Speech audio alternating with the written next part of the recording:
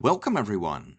Today I have this endgame study for you, once again composed by Troitsky, and what I very much like about this one is that it's a very practical endgame because it looks like a completely normal position. Let's just jump right in. As you can see, material is equal, but white has a dangerous pass pawn on a5.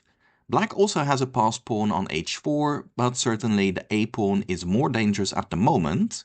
It's white to play and win. If you'd like to pause the video, you can do that right now. White's first move is not difficult. White should play a6, simply taking the pawn one step closer to promotion. Now black's best try is rook to c7, and I'll explain why in a minute. Going for this check, and then drop the rook to d1 to target the a pawn and maybe support promoting the h pawn, loses in a pretty straightforward way. First a7, now white is planning rook e8 check and then promote the pawn, so king to e7 stopping that check, but now the rook simply switches over to h8. The idea is the same, the rook guards a8, so white simply queening the pawn. Again going for checks will not help, the king will simply approach the rook, and after rook c1 check and king to b2, there are no sensible checks left and white wins. Going back here, that's why rook to c7 makes the most sense.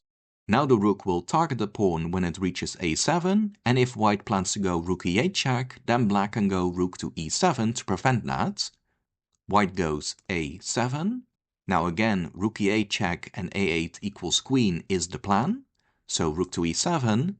But now white has a very clever plan indeed, starting off with pawn to e5.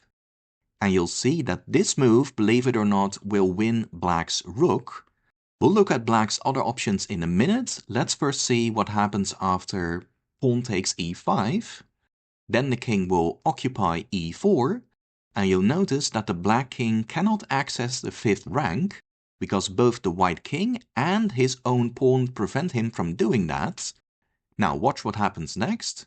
Black hardly has any moves. If the king moves, then there will be a check and white queens. Of course, if the rook leaves e7, then there also will be a check that amounts to the same. So black just goes h3. But apart from checking the black king, white has another way to try and promote.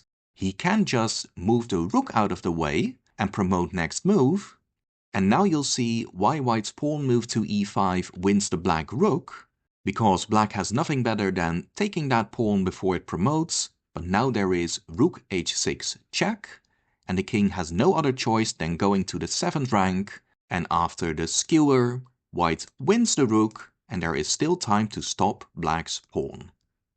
Really nice trick, but these are very common themes in our very own chess games as well, so try and remember both that skewer on the 7th rank, and that rook check to allow the pawn to promote. Now let's go briefly back to this position. What are black's other options here? Instead of taking on e5, what if black simply tries to promote? Then white takes on f6. Now if king takes, then black allows this check again. And after the rook trade, white queens the pawn and wins. And if instead black tries going for some checks, that also doesn't help. After king to e3, white is again threatening with rook e8 check and queening, but now black cannot even block with the rook because of white's pawn. If black tries king to f7, stopping that check, then we have the same skewer as before, and once again white wins. And if lastly, going back to this position, black tries king to d6, hiding from the check behind the rook, then white can use his new pass pawn as a distraction. And when the rook stops that one, once again there is this check, and after the rook trade, once again the a-pawn will save the day for white.